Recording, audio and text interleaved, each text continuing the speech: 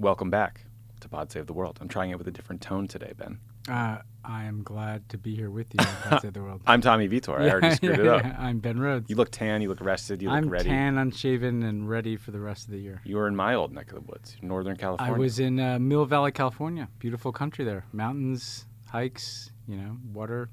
It's super nice. I have a buddy from college who his parents are living in Mill Valley, and I came out to SF from DC to visit, and we went and hung out in San Francisco for a weekend and then went out to his parents' place, and that's when I was like, okay, I'm moving to California.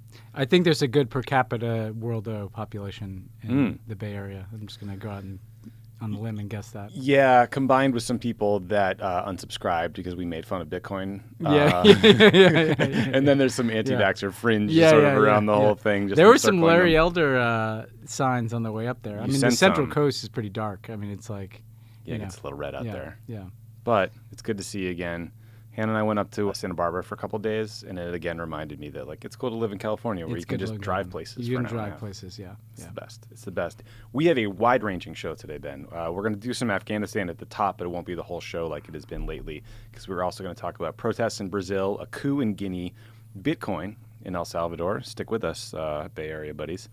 Biden's immigration policies, elections in Germany, Japan, and Canada, and then a rough road for celebrities in China. This is a good World Week. I feel like coming out of Labor Day weekend, we've got coups, protests, wannabe coups, elections, gravel thrown at the Canadian Prime Minister, all kinds of stuff. Yeah, that was weird. There could be a coup happening as we speak in Brazil. We'll never know. Actually, there couldn't be a coup because Bolsonaro is currently in charge and his terrible people are trying to take over other parts of the government. I'm not sure what you'd call that. Yeah, we had crypto-fascist Tucker Carlson go to Hungary to pay his respects, and now we have crypto-fascist Jason Miller going to Brazil to pay his respects, so we'll get to that. Just a terrible person. Okay, so let's do a little roundup at the top of some of the latest news from Afghanistan, because we should not lose focus of this story.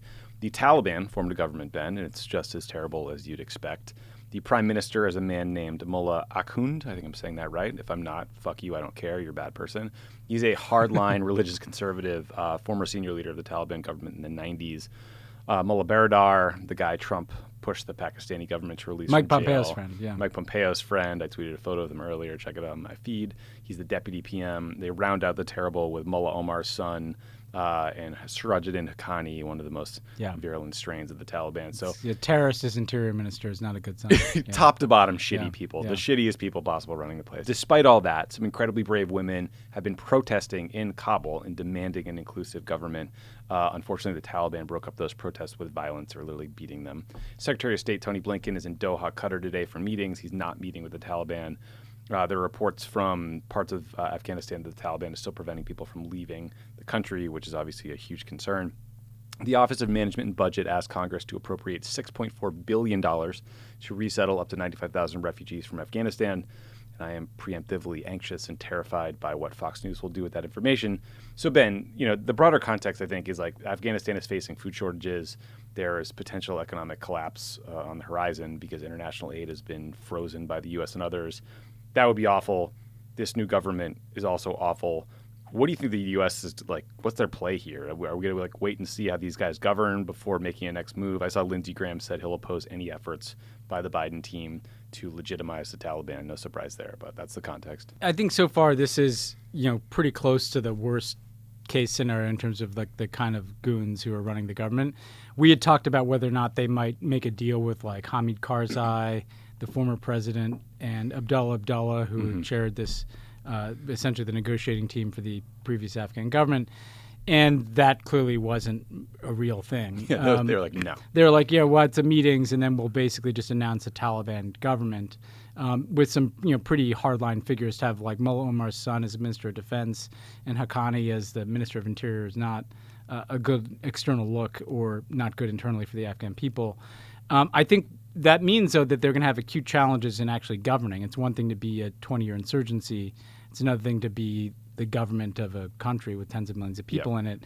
And what's going to force the issue for the Biden team is that if you cut off all assistance to Afghanistan, you're going to start to have acute food shortages, electricity shortages.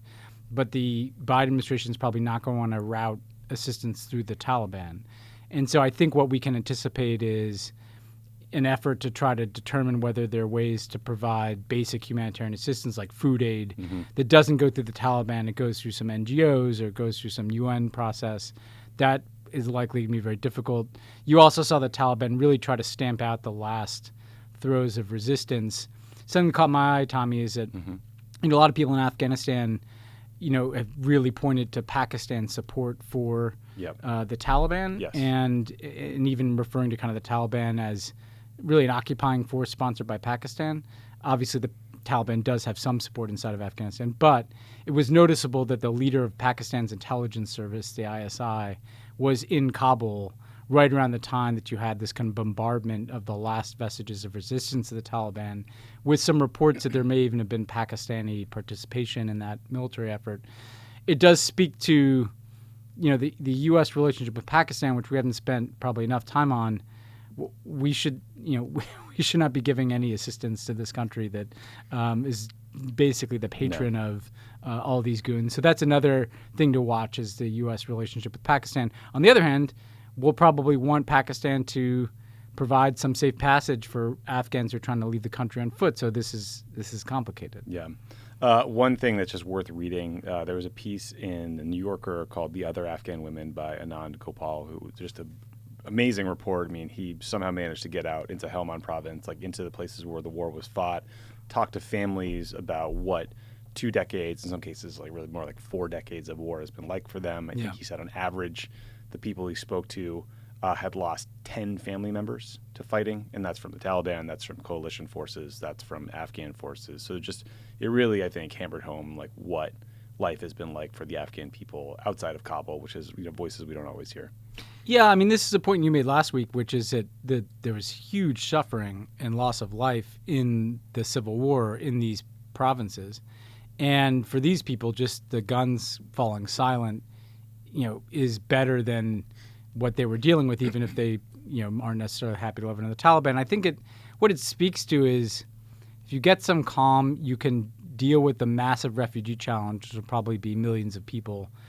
That 6 billion might just be the starting point for what's going to be needed, because the people leaving, have nothing, right? And so moving around families and caring for them when they're in camps or when they're en route to some place where they can be resettled, that's going to carry with an expense. But if you can deal with the refugee challenge, try to mitigate some of the humanitarian circumstances, and just, take a breath, then I think they're going to need to formulate a whole new policy for how to deal with Afghanistan, the Taliban, Pakistan, and hopefully try to move into a new phase here. Yeah, that's a good point. These humanitarian needs and the concerns from people like Lindsey Graham about not wanting to route money through the Taliban are going to bump up against migration flows and refugees who just need to get out of the country to survive. And so that's going to be in conflict again. It's basically a humanitarian challenge for the foreseeable future mixed in with a counterterrorism challenge as they watch whether or not there's some emergence of ISIS or some group that merits U.S. attention. Yeah. Let's turn to Brazil, because this week in Brazil there have been major demonstrations by far-right supporters of President Jair Bolsonaro. Bolsonaro is mad that the courts have allowed investigations into his allies for spreading misinformation. He's also upset that the courts and Congress won't support his demand for paper voting receipts to back up their electronic voting machines in next year's election. So he's calling on people to protest, and they did. There were clashes with police on Monday night. This is still ongoing, I think, as we record. There's concern that it could turn into a January 6th redux, with Bolsonaro supporters threatening to take over the Supreme Court and other government buildings. Also, weirdly, as you alluded to earlier, the melon-headed current former Trump aide, I don't know what he is, Jason Miller, he's a scumbag. He was briefly detained in Brazil before flying home from what he called CPAC Brazil conference. I guess he had Apparently that's the thing. Yeah, a little hang sesh with Bolsonaro, a little hang sesh with the dictator. Glad we're exporting CPAC now. Jason Miller did an interview with Steve Bannon where he said he was there peddling his new quote-unquote free speech app. It's like Gitter or something like that. Yep. Gitter done, something like that. I guess I shouldn't be surprised that Jason would view a dictator / whatever you want to call this sort of like soft preemptive coup attempt as a business opportunity. That's kind of what all these MAGA guys do. But I don't know, what do you think, Ben? Like, how worried are you at this point that Bolsonaro is setting up an election where he will just refuse to accept the results if he loses? I'm really worried. And look, Bolsonaro, of all these leaders, he's the one that kind of most fashioned himself on Trump. I mean, he kind of deliberately mimicked some of Trump's, over-the-top bullshit. He bought hydroxychloroquine. Yeah, exactly. He bought a bunch of hydroxychloroquine, and he smart guy. He also in the last campaign kind of mimicked the disinformation and the kind of brutal social media presence. And so there's two things of note here. Like the first is, there's a real problem here. Nothing about Bolsonaro suggests he's the kind of guy who would want to go quietly. He's going to test Brazil's democratic institutions. Hopefully what happens is he's just routed in this election, and the military and the political establishment and the people just have enough guardrails to prevent this guy from mounting some insurrection. But this felt like a test drive for his version of January 6th in a country where he might be betting that Brazil doesn't have, the strongest political institutions, and maybe he could get it done. It is worth noting that Jason Miller was one of the senior-most Trump aides at the end of this, and he's basically he's on an insurrectionist roadshow. He's down there. Here's my app that allows you to spread relentless disinformation. Here's how we put together huge crowds that could then march on government buildings. I've got a coup in a box for you that didn't quite work here, but maybe it'll work in Brazil. And people might look at this and think, why would any of these leaders from Orban to Bolsonaro, these people we talk about, continue to put their chips on Trump? Well, because they think there's a pretty decent chance that Trump is going to end up being president of the United States again. Yeah. And if they can weather their own authoritarian playbook in the next few years and come out on the back end with Trump resurgent and everything looks like it's moving in their direction again, that's a big fucking problem that we have to be aware of, and we should laugh at it and make fun of these people.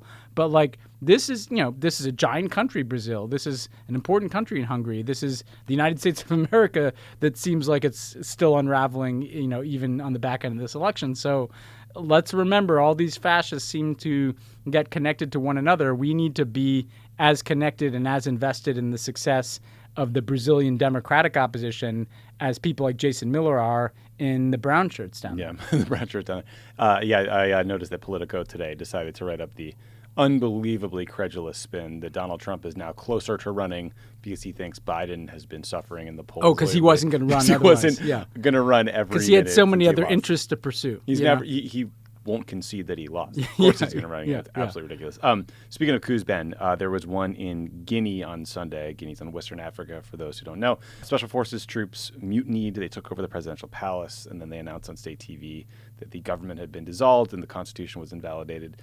The coup leaders also released a video after several hours of President Alpha Condé in their custody, looking exhausted and disheveled. Condé was first elected in 2010. It was their first democratic election in the country's history, but he quickly became unpopular because of concerns about corruption, and then he tried to amend the constitution to run for a third term. The coup leader is an army colonel named Mamdi Doumbouya. He says the army and military will create a transitional government, but those promises don't always pan out. I don't know, Ben, not good. Too many coups lately. I don't know how this one will end. There's a chance that, the special forces guys that took over the government won't have support from the broader military, but I guess we'll see. One of the interesting things about this, beyond just how insane the pictures were of a bunch of special forces guys taking the president, is that Guinea placed a huge bet in the last decade in some of its natural resources. They have one of the minerals that goes into aluminum, and they dramatically increased their market share. And no doubt the pockets of the president and the circle were lined with this mineral wealth. Wait for it, of course, China was deeply involved in this. I think there was something along the lines of a $20 billion debt situation where the Chinese came in, were like, hey, we're just going to pour money into this country if you give us all the stake in this mineral wealth, and we'll build some roads and probably pay you off. And it's another indication that this shortcut to access to Chinese money, that it always comes with strings attached. The Chinese Communist Party likes having strong men in these places. It fuels corruption, and it leads to this kind of political dysfunction where you have a totally natural resource-dominated economy ripe for corruption. The people tend to get screwed, their environmental impacts. So to me, it's another warning sign of some of these small countries that are going into these kind of massive debt traps to China. Their politics become more and more dysfunctional. Meanwhile, the machinery of Chinese mining continues no matter who is running the coup government, right? So unfortunately, I think we're going to see more of this in some of these really natural resource dependent countries that have become more and more kind of vassal states for Chinese resource interests. That's interesting. I didn't know that. Speaking I of went down a bit of a rabbit hole on this. No, It was kind of interesting. Speaking of mining, on Tuesday, El Salvador officially became good. the first country Great transitions today. in the world to adopt Bitcoin as legal tender. Congrats. The president of El Salvador, Nayib Bukele, he's pushing people to download this like government-run e-wallet app. What could go wrong there? Yeah. But I guess there were a lot of technical problems on the first day. And another indication of maybe why this is a bad idea, the price of Bitcoin dropped 17% on Tuesday. Shortly after the government bought a bunch of Bitcoin, the price recovered a bit, but not a thing you want your currency to do.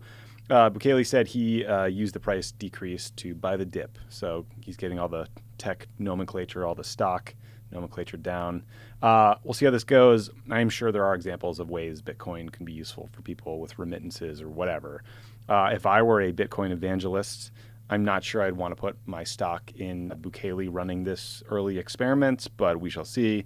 At a minimum, Ben, today is a great day for money launderers and organized crime in El Salvador, who now have an easy way to push money around, I guess. Well, I mean, he's running a country, not a hedge fund. Buy the dip. Like buying the dip. Like, what the hell are you talking about, man? Like, you just open a Vanguard account. Yeah, what are we talking about? People's pensions, government services is going to be dependent on like the twists and turns of Bitcoin. It's just not there yet. If you're an evangelist for the fact that Bitcoin can start to replace traditional currency, like the fact that the person who's jumped on that bandwagon is Bukele, this kind of like 30-something dictator wannabe in El Salvador, is not like the best look. This is a guy who recently like mandated that all judges over a certain age retire so he can remake the judiciary. He's turning this country into kind of a playground for his interests, you know. He marched troops into parliament one time when he wasn't getting a vote he wanted. Yeah, it's not a good look. And by the way, it is going to make the whatever Central America strategy we do need, and I support what the Biden team is trying to do down there, much harder. El Salvador is at the core of a lot of the migration here, which may be fine with Bukele, right? Like people just depopulate and run your Bitcoin hedge fund. It's going to merit a lot of attention from the U.S., a lot of other countries in the hemisphere, because this does not feel like it's moving in the right direction. And look, if he's right, like if they all become Bitcoin millionaires, that. Fine.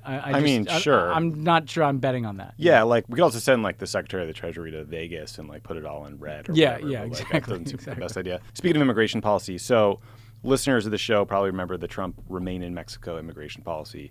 That was the policy that required asylum seekers at the southern border to remain in Mexico while U.S. courts determine their eligibility rather than allowing them to wait in the U.S. Trump would demagogue that as catch and release is what he called it. So in practice, this policy forced a lot of migrants, usually from Central America, to spend long periods of time in these dangerous, awful camps, basically just over the border.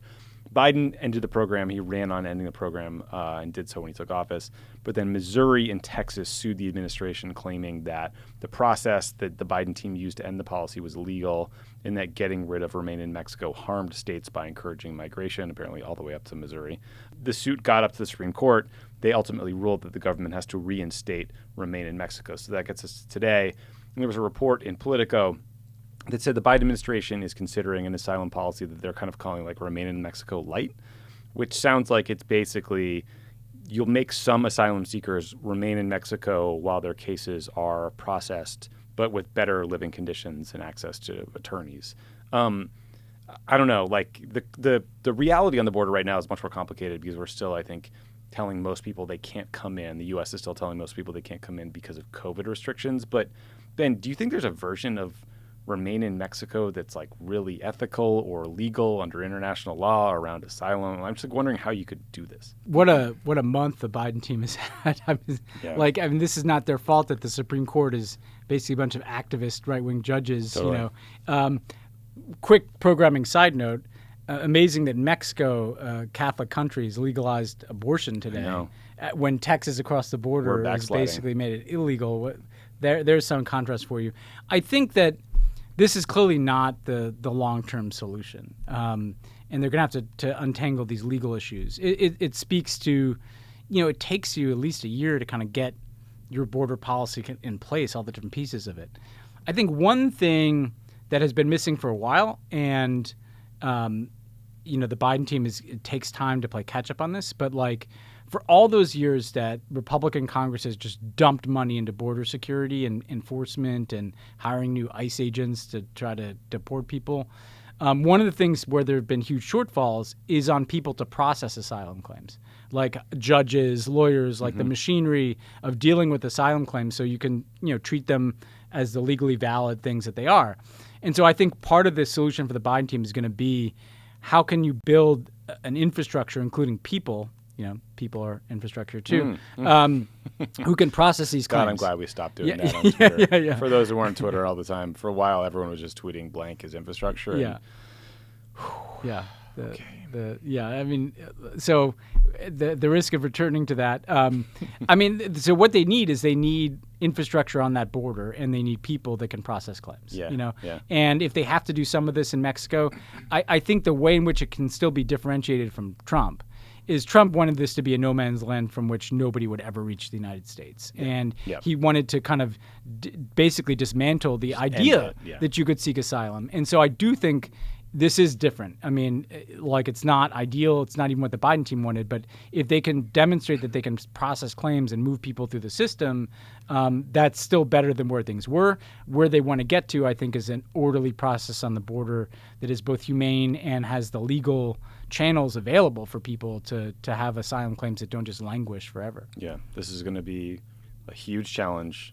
No one should be surprised if the politics and the polling on this start to look really bad for Biden, both on sort of the Afghan refugee questions, when Republicans start demagoguing it, because they will demagogue it, and we're going to have to fight back hard on that, and just all sort of immigration politics. Like, you can tell the area where the Biden administration has been the most sort of like openly struggled maybe with what to do, with how to unravel some of the Trump administration policies, has been immigration. And I think like what I take away from the Obama years is, and we've talked about this in the context of refugees, you can't just try to keep this issue off the radar screen. No, you Fox can't will do it every day. Be defensive about it.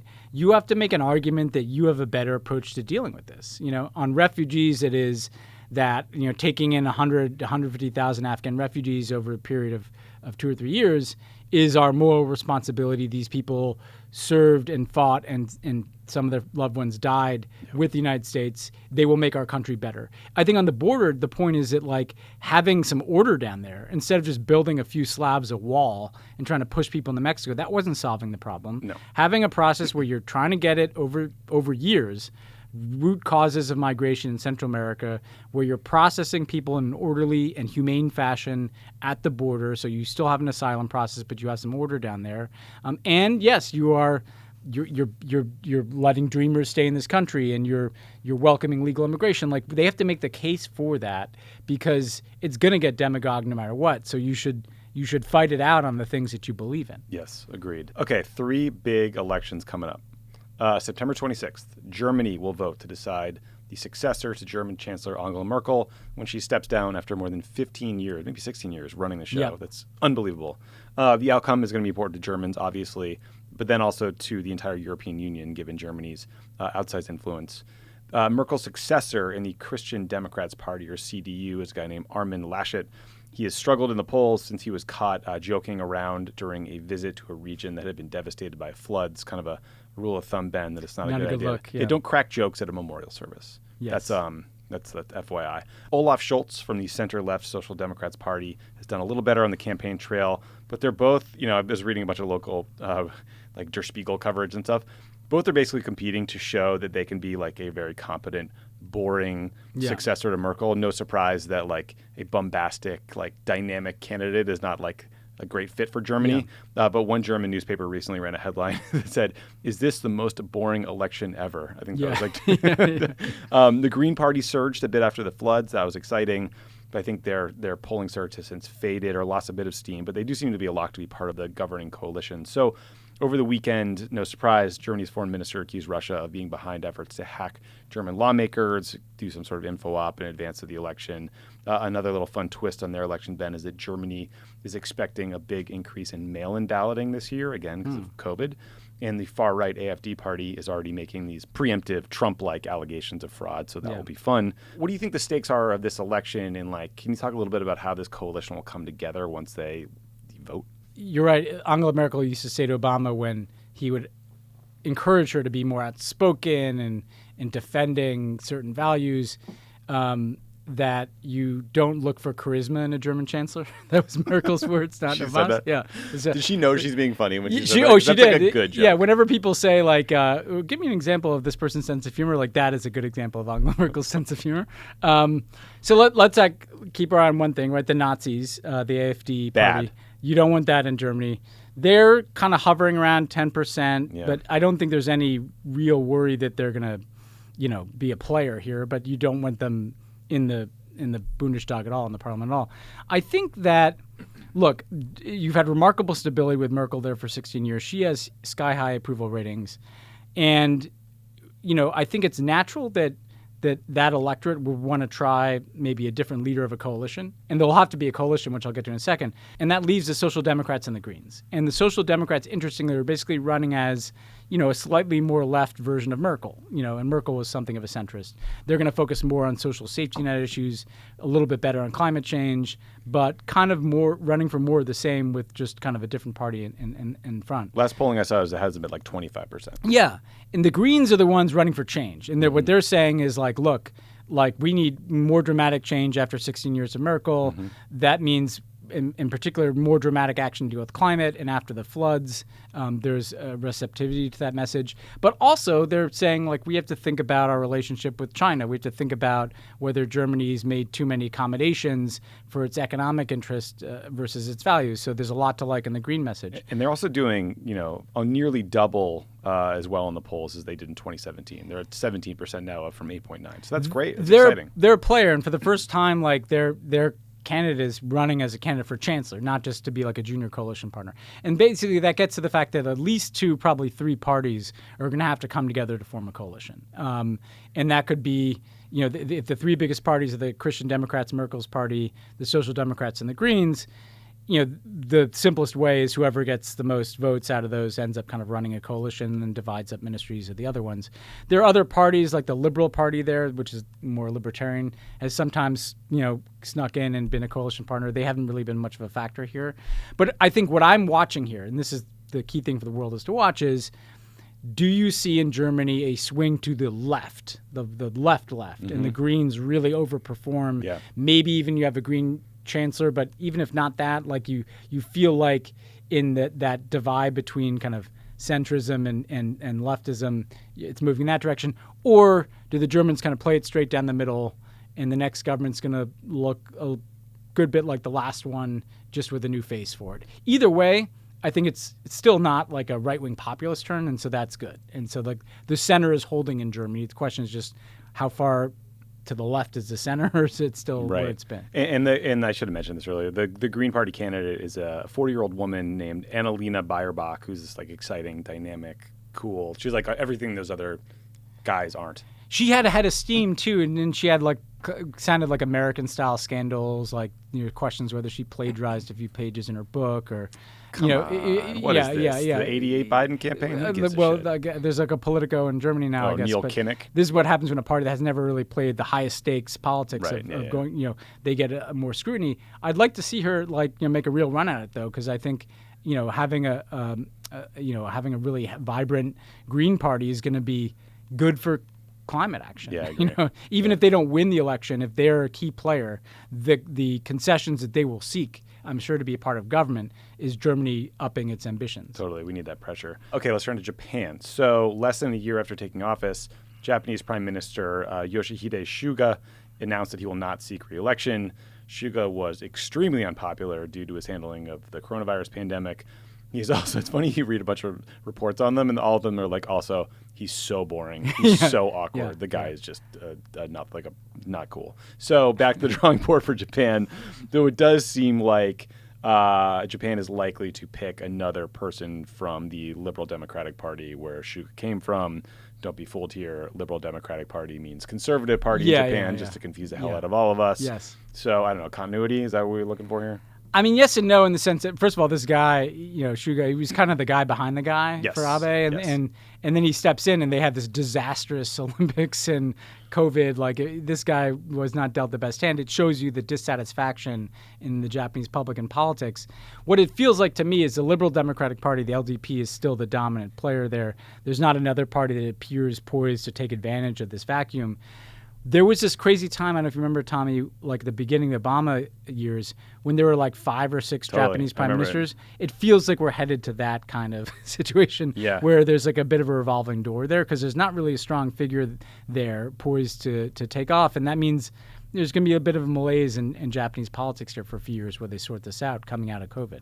Yeah, I think Suga was just at the White House, too. Yeah. He just did like a whole full bilat with Biden, but Well, for the Biden people, Japan is pretty key to their China strategy, right? And so it's harder, frankly, when you don't have like a strong prime minister and you're kind of waiting for, because when you have these situations, these politicians are always focused primarily on their domestic political standing. So big foreign policy initiatives with the U.S. become less compelling than just shoring up their base of support at home. Yeah, apparently Suga did everything he could to try to sort of manufacture some way to stay in power, and people are like, "No, man, no, you just gotta go. We need a different You're terrible." guy. Yeah. Last place is Canada. So Canada is going to have another election in September.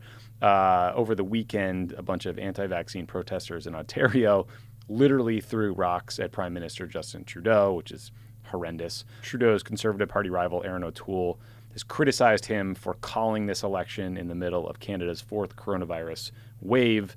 It's worth noting that about 80% of Canadians are now vaccinated, so they leapfrogged us actually after a slow start. But, the problem here for Trudeau is that he called this election last month, seemingly thinking that he could win a majority of seats in Parliament. But more recent polls show that he may be slipping and lose some seats to the Conservatives. So what do you think? Is this like a bit of a mistake here? I guess time will tell. But time will tell. I mean, like they thought they didn't have a majority. They thought they could get it based on the fact that they, overperformed on vaccines relative to us, at least. I think the thing that has been interesting to me in watching this election is the Canadian right feels increasingly kind of Trumpy. There's pretty virulent media on the right. There are these anti-vaxxers. It's kind of shocking. I mean, they threw gravel. I guess in the U.S., those would just be straight up rocks. It's a kind of a metaphor for what where things are. But the challenge here, right, is that if Trudeau sinks and the Conservatives outperform him, remember, he's losing about 20% to his left. Yeah, to Jagmeet Singh. Yeah, to your buddy, right, who's a great guy. What's that all about? You don't like him? I love him. All right. I like Trudeau, too. They're both friends of the pod. I think they're both awesome. But the point is that, like, you and I would be very comfortable with, either of those parties or both those parties together as they are now. Like, Canadian world, though, is like, it's a version of the Larry Elder thing. Like, if you, like, just whatever you do, like, we can't have these people. A Canada governed by Justin Trudeau is so much better than whatever is happening on the Canadian right that feels kind of like this hybrid of like what's happened in the UK and the US. Like, let's not like mess with that right now. Yeah, I think our crazy is bleeding north.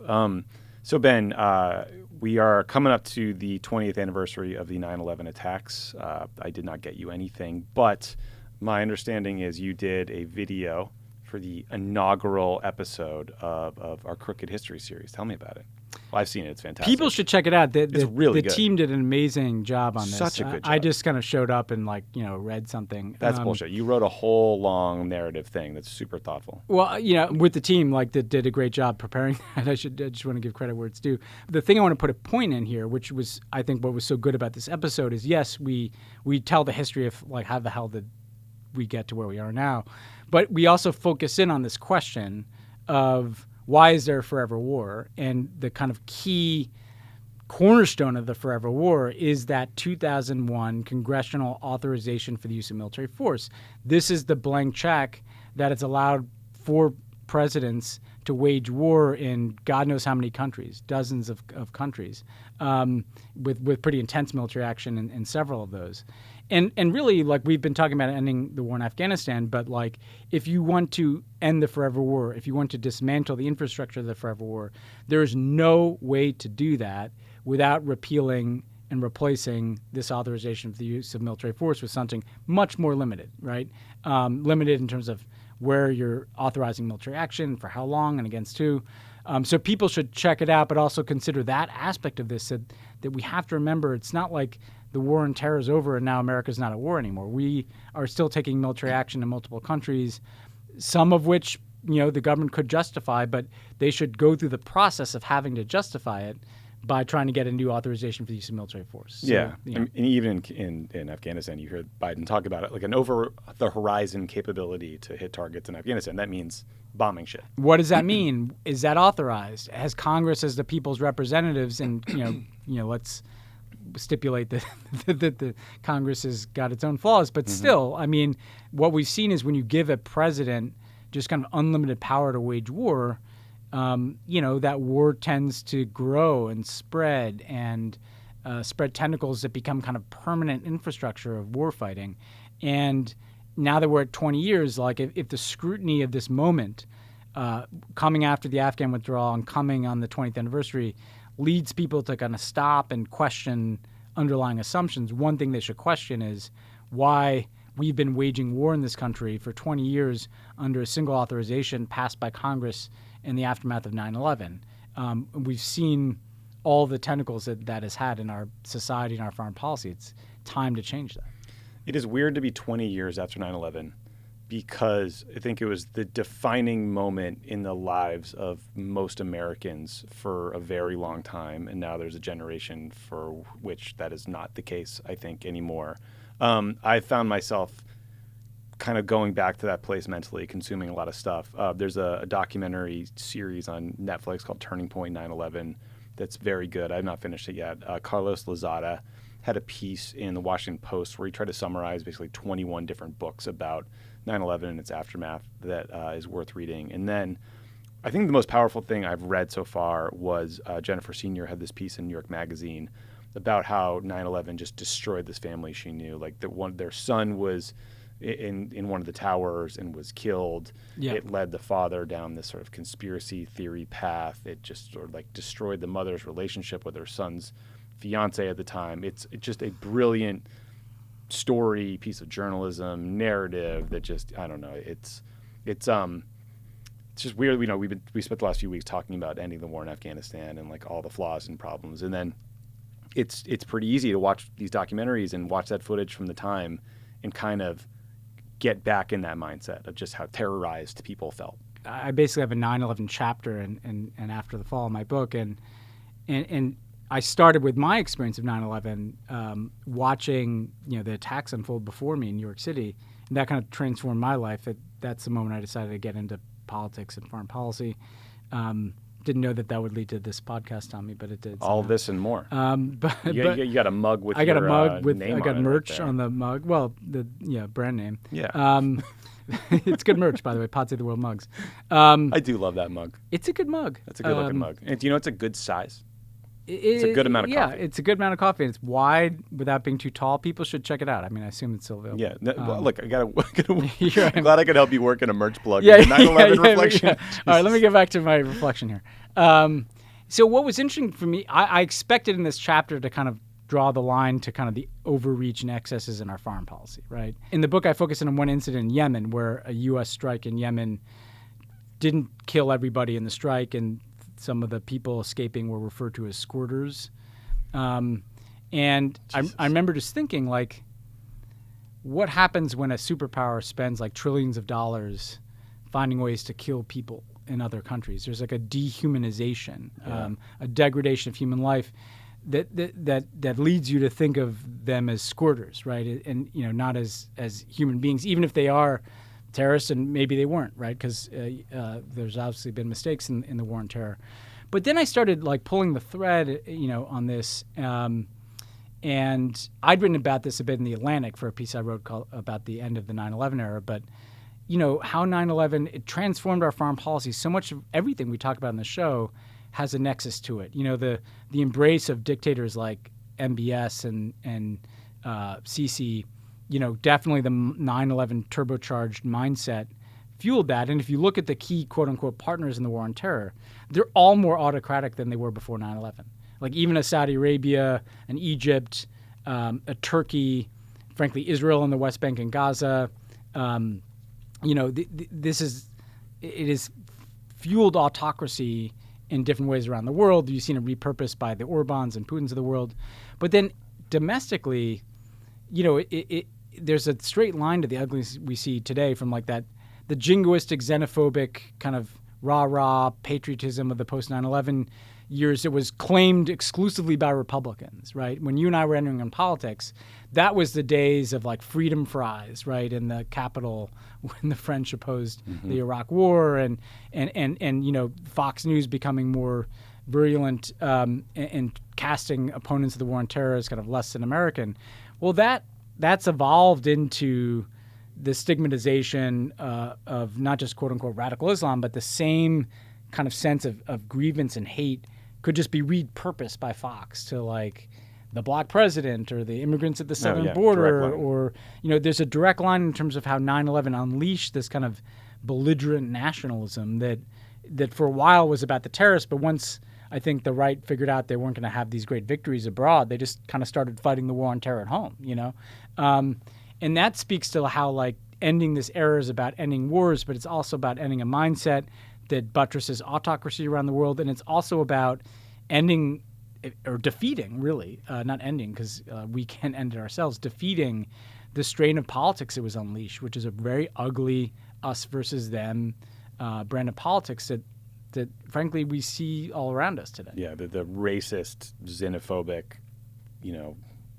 just strain of America that was unleashed by 9/11.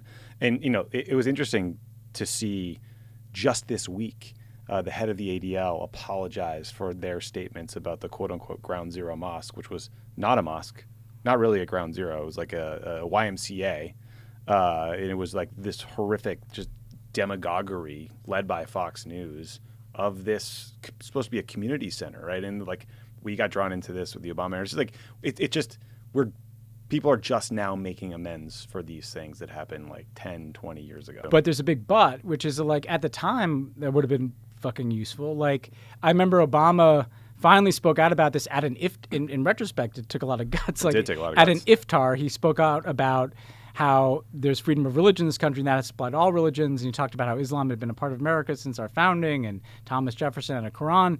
The next morning, I mean, you want to talk about like a bloodbath in your favorite newsletter, Playbook, but not just Playbook. I mean, just all of D.C. was like, what is Obama doing? He stepped in it. This is terrible. Look, that he's defending the Ground Zero Mosque. Yeah. And he wasn't even saying they should build a mosque like in Lower Manhattan. He was just saying anybody can do whatever they want in this country. And it was treated like... He was defending freedom of religion. Freedom of religion. And it was treated like just like some horrible political fumble, It just shows you... That was the mindset as recently as like a decade ago. Yeah. It still is the mindset for a good chunk of the country today. We just need to get back to first principles here because what we've been doing... I mean, the other thing I like to think about, Tommy, is like, what have we have not done for 20 years? Like, what could have been done to fight climate change if we didn't have this obsession with terrorism? It's hard to think about. Yeah, I mean, 9/11 doesn't happen. The Obama birth certificate, he went to school in a madrasa stuff, does not have nearly the potency. I mean, it's a direct line. Although one thing I wanted to ask you about, I know you worked on the 9/11 Commission report. I saw that Biden is planning to release more documents about the Saudi role potentially in 9/11. I mean, like, what's the hang up here? And do you think anything is going to come from this? What happened here quickly was that the congressional inquiry into 9/11 redacted a whole bunch of pages about Saudi Arabia's 17 potential role, and it was a little more than that, and their potential role in the 9/11 attacks. Now, look, there was undeniably money that came from Saudi Arabia that was flowing to Al Qaeda. Like, and the Saudis hate it when you say that, but like everybody knows that, right? This was pretty specific, and the commission, I remember, looked into it. There were basically Saudi intelligence types who were in contact with the hijackers, I think in San Diego, during their time here. So, there were the two of the hijackers stayed at a guest house with a guy who had some sort of like unofficial ties to the Saudi government. He's sort of like not a spy, but maybe like an informant. So they always wonder about his role, right? Yeah. And I wasn't investigative on the commission. I was helping the co-chair, the Democratic co-chair. But I mean, my memory of that was essentially they looked into it, and obviously it's not a great look, that why would someone with ties to Saudi intelligence have any ties to hijackers in any case, by the way. Like, even if he wasn't offering material support, like, it just shows you that there weren't that many dots, removed from. I mean, look, Osama bin Laden came from one of the most prominent families in Saudi Arabia. He's a rich kid, kid from Saudi. But there have always been these redactions, and the families hated it, and the appearance was that the redactions were protecting somehow Saudi Arabia, not some kind of acute national security interest. I remember when the commission report came out, I got asked by friends at the time, hey, what do you think you learned that was most kind of striking in this process? And what I remember is that Saudi Arabia and Pakistan were like all over the place in this report in terms of like who was involved in the financing, where did these people live, like where, and Iraq was the country invaded. It didn't feature at all, know. And what's interesting is that years later, like, again, Egypt, that's where Muhammad Atta came from. Saudi Arabia, that's where the bulk of the hijackers came from, and a lot of the money that went into Al-Qaeda came from. Pakistan is where Al-Qaeda would end up having a safe haven. Egypt, Saudi Arabia, and Pakistan have been like U.S. quote-unquote partners for 20 years. There's something backwards about that. One interesting thing I learned from that Carlos Lozada piece in the Washington Post was there's this famous presidential daily brief from August 6, 2001 titled Bin Laden Determined to Strike in the U.S. That PDB briefing was delivered by Michael Morrell, our old colleague, and apparently Bush's response was, "Congrats, Michael, you covered your ass." You know what I mean? Like, it was like seen as like a CYA, PDB piece from the intelligence community.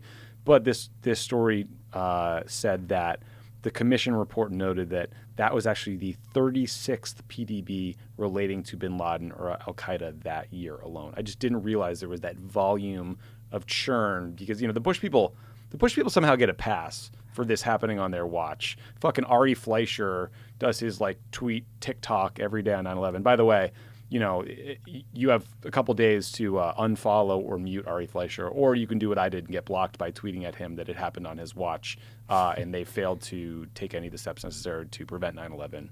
But it is shocking to me that they just get a pass. What's pretty amazing, because it speaks to the kind of the asymmetry in American politics, but at that time after 9/11, people really did rally around the flag, and I did too, right?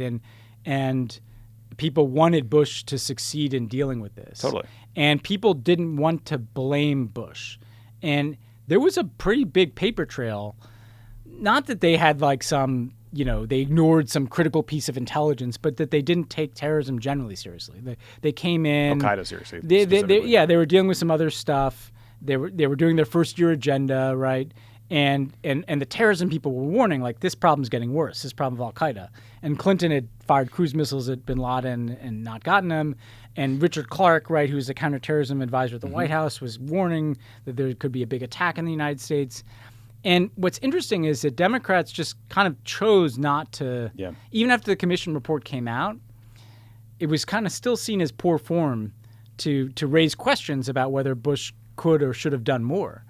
It's remarkable to jump ahead to something like a Benghazi or to what we were dealing with now in Afghanistan, where the Republican Party, like, if anything bad happens while a Democrat happens to be president, or if something a Democrat does, like an Afghanistan withdrawal, creates, obviously these complications, there is an immediate political scandal. It just shows part of what you realize when you go back to that time is how quaint it was that everybody did rally around the flag. I mean, January 6th, the Republicans couldn't even rally around the flag for a day before covering their ass. You want to talk about CYA? It's like the entire fucking Republican Party since the violent insurrection at the Capitol. Yeah, and you know what? Here's a very contrarian DC take. Maybe civility is really bad because maybe we did a little too much rallying around the flag after 9/11, and there should have been a little more finger pointing and a little less believing of the people that just had this happen. Well, they took advantage of that believing to drive a truck through, the Iraq argument. They knew they had a credulous press, let's face it, and a public that wanted to back the commander-in-chief.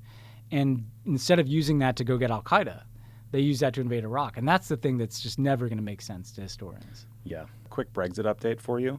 So according to an article I read in The Independent, the UK government, has given companies temporary approval to dump raw sewage into into rivers and the ocean. This is because supply chain disruptions stemming from Brexit, probably some from COVID as well, but mostly Britain's departure from the EU, have made it difficult to get the chemicals you need for water treatment. So they're just letting it rip instead. They're just letting it flow into the rivers. Last week, there were also apparently concerns about a, quote, blood tube shortage in the hospital system. I don't know what that is, but it sounds gross. And it's not something you want. No. Intermittent shortages at supermarkets. So Brexit, going well. Yeah, well, and this is what people warn about. There'd be all these second, third, fourth, fifth order consequences. It's not that simple to just leave a common market and a common political union. No. So Boris Johnson undersold all this shit that was going to happen, and now literally it's happening. I was reading that he's going to put forward a plan to raise taxes too. I don't know what's going on over there. I don't know who's a conservative anymore. I don't get it. Well, he promised not to, and read his lips. Mark Landler, help us understand. Yeah. Last thing, things are getting rough for celebrities in China. So according to the BBC, 22 K-pop fan accounts were suspended by Weibo, which is Twitter in China, basically. They were suspended for, quote, irrational star-chasing behavior, end quote. This came after users used Weibo to crowdfund a plan to customize an airplane for a singer in BTS's 26th birthday. Maybe the Chinese government has a point on this one. Whoa. Let's rewind. No. We don't pick a fight with these. You're pro-custom. Yeah, you're right. I just don't want you to. I don't want you to get the mob on us. Thank you for that. Lovett actually did this to us once. I want to apologize to all BTS fans. Yeah. It's totally appropriate to customize 737 for some dude's birthday. The government also said they would ban broadcasts by, quote, vulgar internet celebrities and, quote, feminine-looking men because they don't portray Chinese values, apparently. It does sound like the broader issue here that they might be freaked out about, the Chinese government, is that these fan-based communities have shown an amazing ability to organize like real-world events. I'm sure we all fondly remember when K-pop fans and TikTokers ruined Trump's Tulsa rally. Awesome. But it's very interesting. Like, you're seeing this crackdown on celebrities. You're seeing a wave of resignations by founders of top Chinese tech companies. There is just like decapitations happening across the non-governmental parts of the sort of like Chinese elite. Xi Jinping is governing more and more as like a one man, one rule totalitarian autocrat. I think that's what he doesn't like when anybody else has like a. I mean, you want to talk about celebrity worship. They make kids learn songs about Xi Jinping. This is not a system that is concerned about kids worshiping celebrities. It's just they're only allowed to worship one, right? And so to me, everything from the crackdown on tech to the takeover of Bitcoin to this BTS move, it's about control and consolidating control really in one person's hands. And that should be alarming. Yeah. But it creates vulnerabilities because people start to chafe at that. Like there are people in China that have been willing to put up with not having political space as long as they can get into their BTS. I think the story of the last decade plus, and probably much longer if you're a scholar, but the times we've been working in government and really focused on this stuff, is that, as Mike McFaul would say, the guys with the guns tend to win in revolutions. Yeah.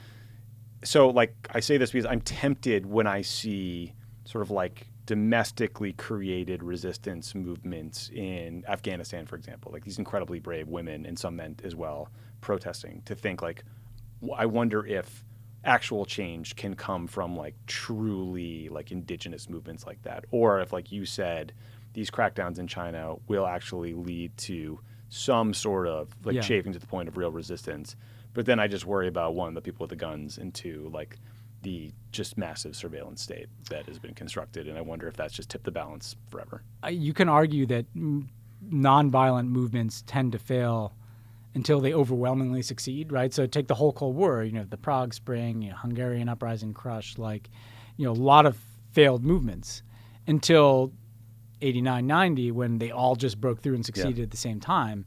And so the question is, what is it that brings about the more fundamental tipping point? I think you're right that the big question mark today is, does technology render that impossible? Because, there's a capacity to kind of monitor what everybody thinks and accesses information-wise in a society. So you can't have underground movements that are, people are passing information back and forth, without the government surveillance getting it. So I still believe in that tipping point, and we have to work towards it. And we have to recognize, though, that technology is probably the bigger obstacle. Back then, the big obstacle was like, Soviet tanks. I mean, now it may be Chinese sensors. Yeah. And America falling apart at the seams, but that's a longer. Yeah, we got our own problems over here. I did want to ask you one question, Tommy, because I feel like I drone on about my 9/11 experience. So, what was your 9/11 experience? I was at Kenyon College, which is in the middle of nowhere in Ohio. So, there's no safer place to be personally. My dad worked at the time at a company called Marsh McLennan, which had, I think, 250 people at the top of one of the towers. So I was pretty positive he was not there and that he'd never worked there and was in a different building. But 9/11 is the ultimate sliding doors day for a lot of people. Yeah. Missed flights, showing up early at work, right? Like life and death choices. And it was pretty fucking freaky. And, I remember a couple classmates who lost parents. So it hit home, but I was still so I just can't imagine the New York City experience where you literally could see and smell and taste the aftermath. Yeah.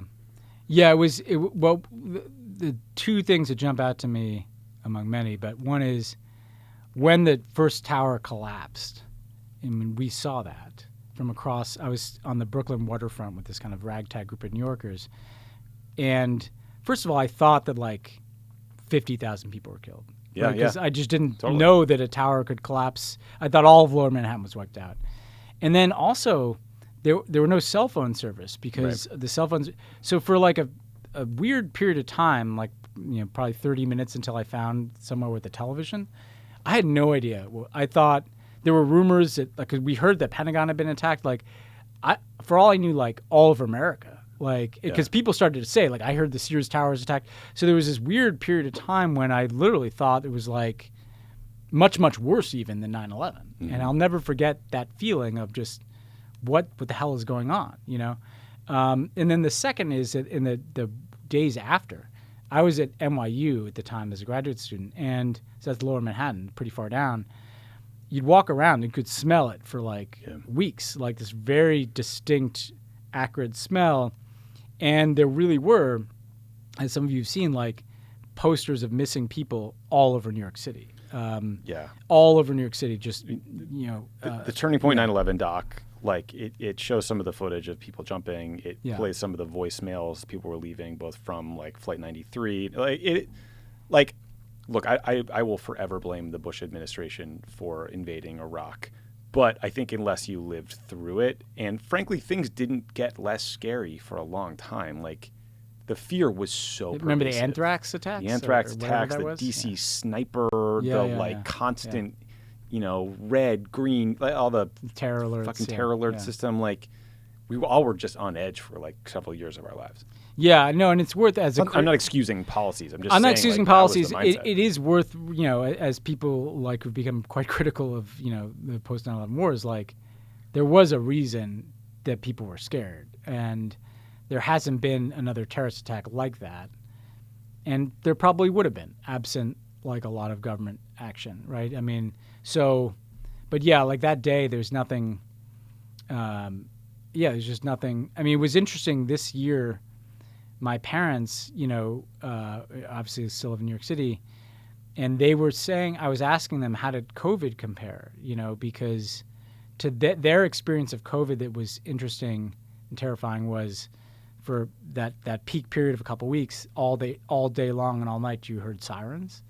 And so it's a different kind of terror, right, of just the sense of people getting sick and dying all around you. More isolated, too. And more isolated. And I think there is something about, and I wrote this piece for Atlantic about that, but COVID to me was kind of the bookend.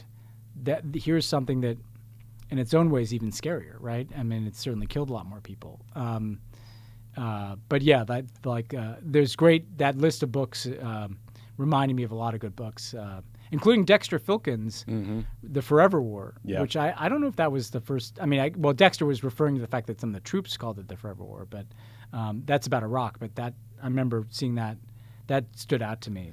Yeah, Dexter's all over this. Turning Point 9/11 doc. Draper's book, How to Sell a War, about the Iraq War is incredible. Another one. I've been reading the Spencer Ackerman one. I have not finished it yet. I think he does a really good job. It's an indictment. Super critically. Yeah, it's a polemic. I do think useful.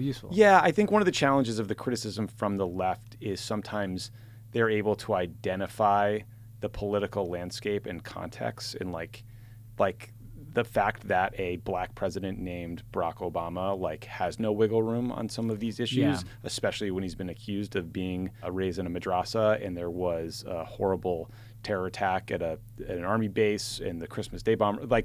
They identify the politics, but then don't recognize the fact that that enormously constrains your ability to operate. There's a part in the book where they talk about how Obama did or said something about closing Guantanamo that lost Lindsey Graham. And I'm like, if you don't know by now that Lindsey Graham has no principles, what are we doing, right? There was no getting Lindsey Graham. He's going to do whatever the political winds told him to do. The criticism from the left that because a lot of it I agree with, I like some of it.